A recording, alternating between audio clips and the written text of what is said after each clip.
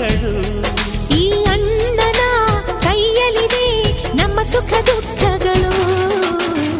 ಅಣ್ಣ ನಮ್ಮ ಅಣ್ಣ ಇವನು ನಮ್ಮ ದೇವನು, ಕೋಟಿ ಜನ್ಮ ಬಂದರು ಮರೆಯನು ನಮ್ಮನು.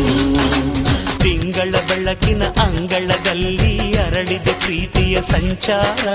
ದೇವರೇ ಬಂದರು ನಾಚಲೇಬೇಕು ಸ್ವರ್ಗವೇ ನಮ್ಮ